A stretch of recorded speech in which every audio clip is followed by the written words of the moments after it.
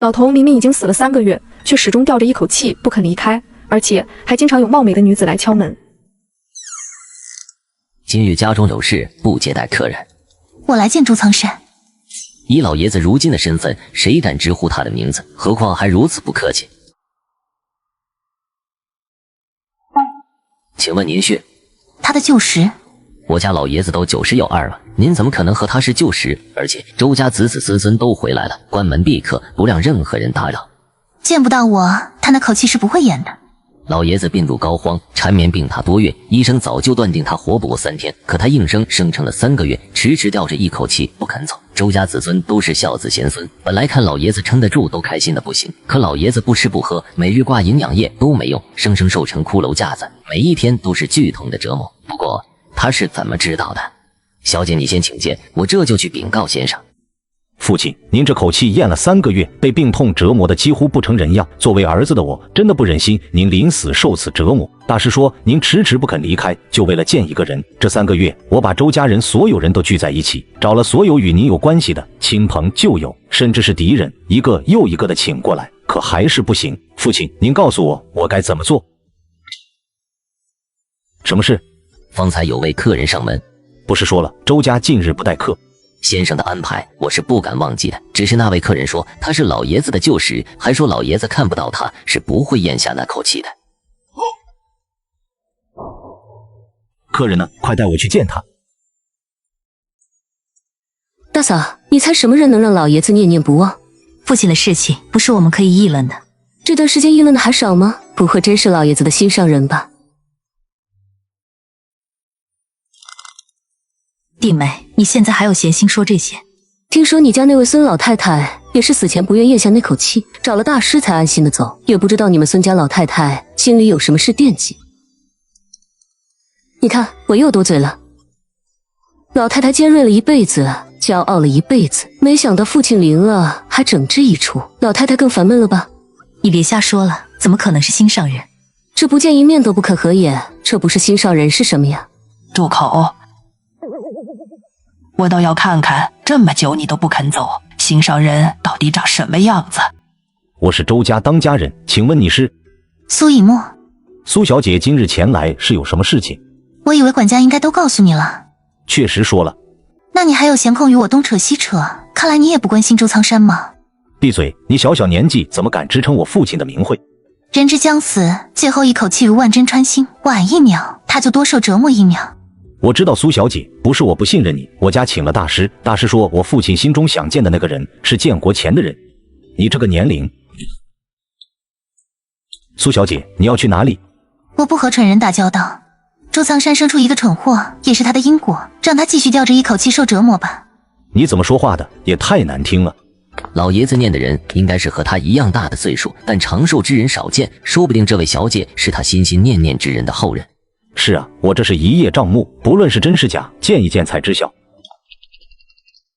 对不起，苏小姐，我也是关心则乱，就看在我一片孝心的份上，请你随我一同去见见父亲。这个女孩年纪轻轻的，脾气怎么这么大？以我们周家现在的地位，谁敢如此放肆？我这辈子还没这么低声下气过。为了父亲，忍一回又如何？罢了，毕竟跟过我，也算有个善终。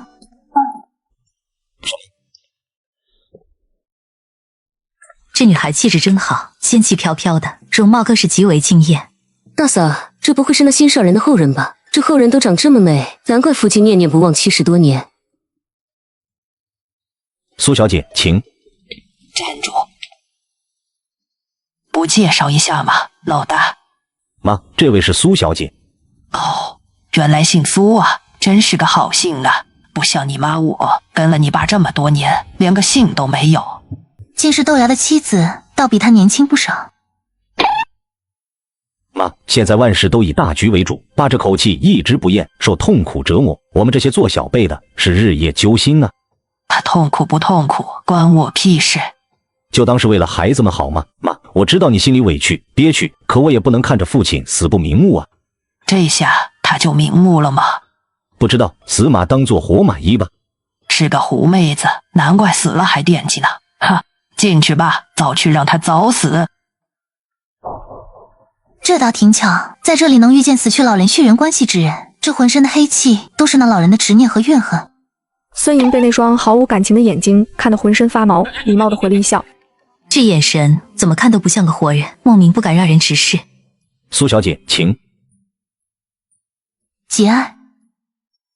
周苍山，你这一辈子对我冷心冷情也便罢了，临死前让我成为最大的笑话，甚至你那心心念念女人的后代也敢怜悯我，当真是奇耻大辱。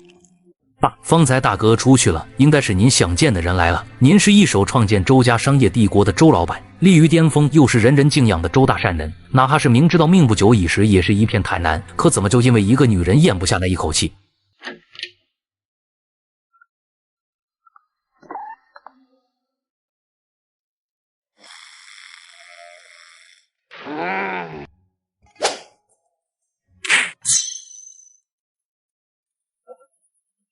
什么时候了，你还敢睡？我也没办法，这几天天天梦见外祖母，睡也睡不好。辛苦你跑一趟了，若是爷爷能放下执念，安详离去，我周家必有重谢。让开。苏以沫目光落在床榻上瘦瘦小小的老人，如果不是胸口微弱的起伏，看起来像死了许多天的尸体，没有任何异味。豆芽的后代倒是孝顺。周苍山似乎感应到什么，破败苍老的身体猛地颤抖着。快叫医生！不必。还愣着做什么？快呀！我说不必。我也想啊，可我动不了。我不管你做了什么，立刻住手！你知不知道我爸他现在很痛苦？想让他好受点，就全部闭上嘴。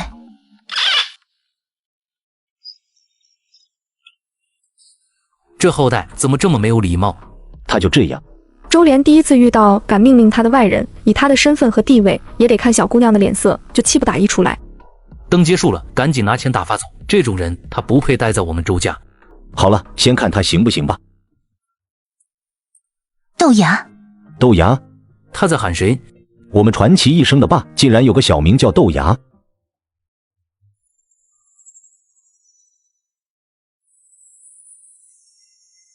醒来吧。苏小姐，我爸只有一口气了，没办法醒来，你就和他说点。话说到一半，周元就瞠目结舌了，如死了一样的周老爷子周苍山竟然睁开了眼睛。爸，爷爷，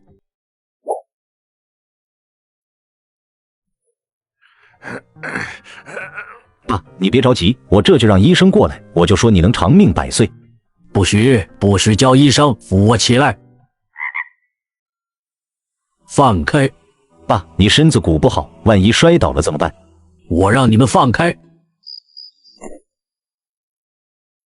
不过是后人来了，还不是本人来。您就这般心心念念了一辈子，见一面能有什么用？看这么仔细，是想从后人身上寻找故人的影子吗？爸，老奴见过小姐。什么奴？什么小姐？老爷子回光返照，糊涂了吧？豆芽，执念已凉，去吧。多谢小姐。阿元，爸，您说。这枚戒指从我出生就在您手上，从未取下。年幼时我十分喜欢，央求着要。您说，只有我真正有能力继承您身份的时候，才有资格得到颁制。这么多年来，我事事做到完美，却总是没资格拿下这枚戒指。我以为自己这辈子都得不到您的认可。爸，我一定将周家的产业发扬广大。跟家族无关，我自幼便是小姐的奴，现在是你了。爸，这么宝贝的东西，您交给我，就是为了给苏小姐当奴吗？当小姐的奴是你的福气。小姐下山当有要紧事做，我要你发誓照料好小姐，一切以小姐为主。我周元发誓必照料好苏小姐，一切以苏小姐为主。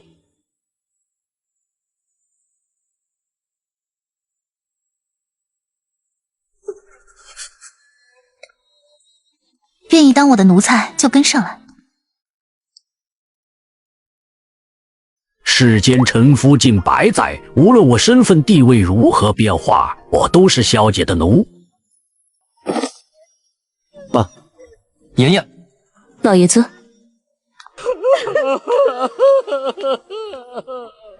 这种哭声有几十年没有听到了，还是一如既往的让人心烦。苏小姐，请留步。什么事？父亲临走时将这枚扳指给了我，让我一切以小姐为主，照料好小姐。我在父亲面前发了誓，就绝对不能食言。从今日开始，你就是我周家贵客。我住哪里？小姐应该喜进，这老宅有几栋房，后面那栋较为清静，我让人带你过去。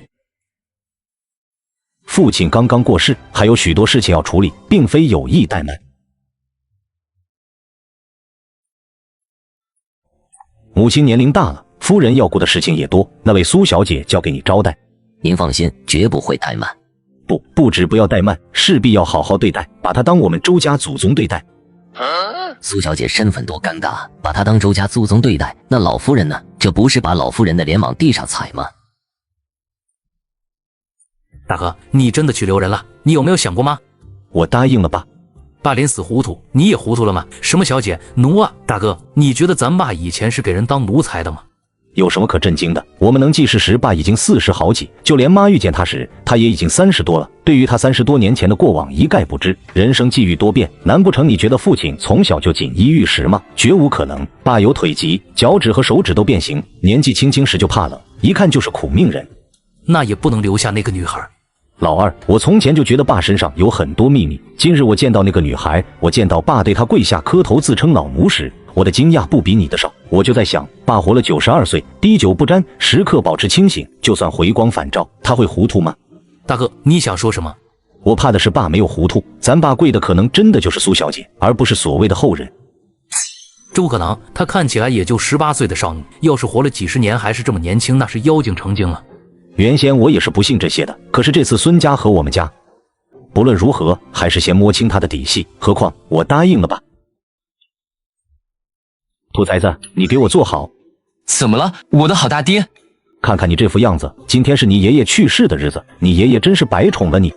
他老人家走了，还能知道个啥？你，爸，是有什么事情吩咐吗？你安排人去查查苏小姐的身世背景，要事无巨细的查。今天的事情太过匪夷所思，我一定要查查苏小姐究竟是何方神圣。也安排人去查吧。周福年做事，周元很放心，满意的点点头。看到椅子上那一滩又火了。这几日除了晚上守夜，白天你给我寸步不离的伺候苏小姐，还让不让人活啊？白天当奴才，晚上当孝子，你把我杀了得了。你以为我不想？你爷爷临走让我发了誓，苏小姐现在就是我们周家的祖宗，我需要安排你爷爷的身后事，你就负责把苏小姐伺候舒坦了。听懂了就滚。那我能不守夜了吗？毕竟都要伺候人了，我怕我这身子骨吃不消。滚。嘿，好嘞。我记得爷爷临走时说了一句什么下山，难道苏小姐是从山上来的？看她衣着打扮，说话行事，气质模样，不像是住在山里的村人。爸，我觉得她的背景深不可测。这就是为什么查她的原因。小少爷，你怎么来了？我爸让我来伺候那个苏小姐。当真？你这个神情让我很忐忑。那个苏小姐很难伺候吗？她的要求倒是都能满足，只是她耐心很少，一旦完不成，她会发火啊？不会。她不会打人吧？也不会，就是会对她很愧疚，会很惭愧，会觉得自己像个废物，为什么满足不了她的要求？你在我家当了多久的管家了？什么风雨没见过，怎么还能有这种心态？我鄙视你。苏小姐还是不满意。继续奏。等一下，我去送。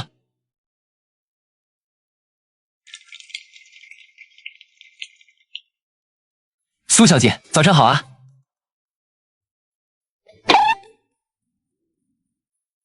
衣服拿出去。这些衣服都不配穿在苏小姐身上，我就是个废物，这点小事都做不好。啊，等等，不对啊，我怎么不由自主的也这么想了？我可不能被她看扁。虽然周管家准备了衣服，不是大牌子，但风格上和苏小姐相差太远了。而且苏小姐身上这件曲线剪裁的相当好，布料也很上乘，是我平生没见过的。这世界上最好的裁缝世家就在我们襄城，名叫遗书。他们家创始人易文老板生前设计的有一款玉纱白，看起来很适合你，我安排人送过来怎么样？有点印象，看来你们周家倒也不全是蠢人。苏小姐夸我聪明。话还是说早了。大先生、二先生、大少爷，说。苏小姐要求很高，9点之后整个后宅不能有一点声音，早上7点要准时吃饭。对于饭菜的味道说，味同嚼蜡。我们家的厨子请的都是国内知名大厨，连妈那样挑剔的人都满意，他是不是故意挑剔？我瞧着不像。苏小姐对我们准备的茶也非常不满意，我又替她换了几次，都不满意。最后我拿老爷子生前珍藏的御前18颗，她才满意。真把自己当大小姐了，那御前18颗，她知不知道多贵？父亲自己都不舍得喝。周管家，我看你也是胆大。我也是听大先生的吩咐。好了，你下去吧。一个后人，我们周家让他住下，已经是给他脸了。老二，你多大的人了，还这么愤愤不平？我们在商场厮杀了多年，气势见识难道比不过一个小姑娘吗？但昨天面对她，你敢直视她吗？按照周管家刚刚所说，他不刁蛮也不任性，但是要求极高，可以看得出他不是小门小户的出身。我感觉他出身极高，应该比我们周家还要高。我们周家多少人家能比得上？他要是什么大小姐，会孤身前来。好了，咱爸快出殡了，这段时间就让他安心的走吧。有消息了吗？派去的人还没有消息过来。不知道为什么，总有一种感觉，一定要竭尽全力与苏小姐交好，万不可和她为敌。难道昨天是爸那一跪给的冲击吗？老人被儿女活埋，下棺时又被施了附魂绳，永受煎熬，不入轮回。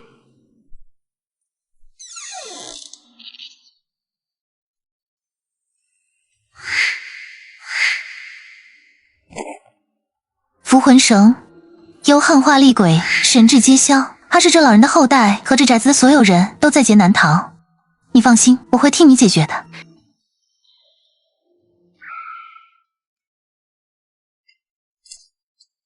今天怎么来这么多达官显贵？是啊，好多以前不曾见过的大人物。他们倒是很低调，吊唁后又默默离去。刚刚那个老爷子看起来像……知道就行，不要说出来。我倒不知道父亲连这样的人物都有交情。爷爷一辈子积德行善，想来认识些大人物也重要。是啊。江行、陆阳，你们怎么在这里？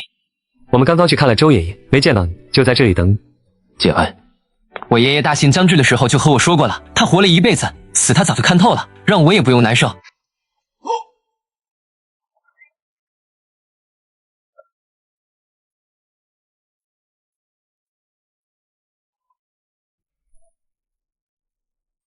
我的天哪，这么大的排场，比那些大人物排场都大。奶奶那么难以伺候了一个人，伺候她的佣人也没有那么如临天神。苏小姐真是神呐！苏小姐，您是来看爷爷的吗？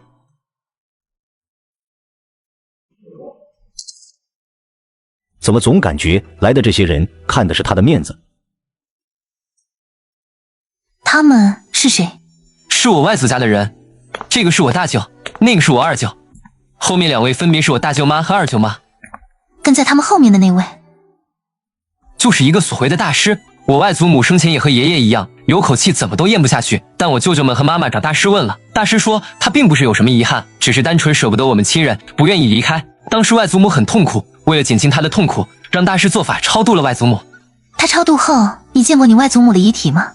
没有啊，超度的时间很长，大概用了7天，超度完就封棺了，怕影响外祖母九泉之下的安生。没见到，你怎么知道他走的安详？几千根符魂绳，要的是他永不入轮回，直至魂飞魄散。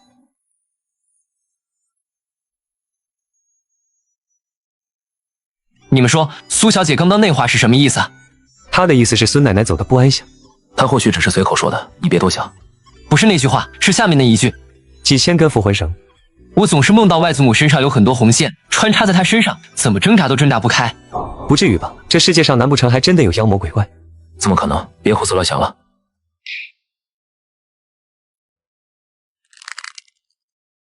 我最近总是梦见妈，她在那里似乎过得很不好。怎么会？她生前是个幸福的老太太，公公待她好，儿女都孝顺，她又心善，即便去了那边也会舒舒服服的。沈先生，你说是不是？孙夫人说的对，或许是最近接二连三的事情太多，压力大，才总是会做这些梦吧。希望妈在九泉之下过得安生。有你这样的蠢货女儿，她应该过不安生啊。这位是？这位是苏小姐，我们周家的贵客，父亲去世的时候让我们好生招待。苏小姐是客人，就应该以礼相待，但苏小姐刚刚的话未免也太冒犯了。你真的觉得你母亲生前幸福吗？苏小姐，你和我们孙家素不相识，凭什么问这句话？我婆婆生前有什么不幸福，我们小辈尽心伺候，为她送终。你一个年轻孩子，未免多管闲事。是吗？我来试问你们一件事，你们孙家罔顾人伦，活埋亲母，是也不是？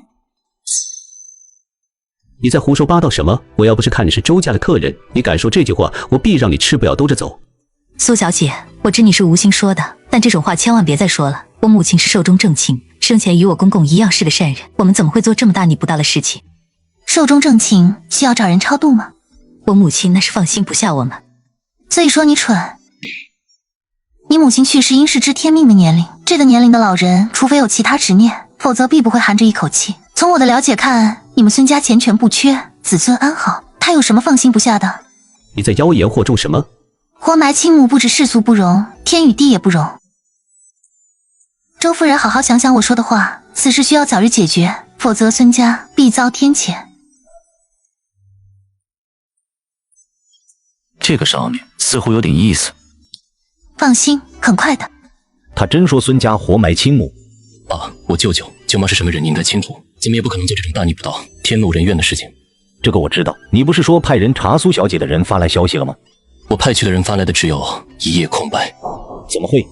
什么都查不到，他好像是一夜之间出现在这个世界上的。他所有可寻的源头就是出现在我们家门口，没有过去，没有背景，没有任何事件的痕迹。不要慌，或许我们的方向查错了，就算没有查错，这世界上多的是我们不知道的存在。爸，我怕的就是他真的是那样的话，我外祖母是不是真如他所说，是被活埋了？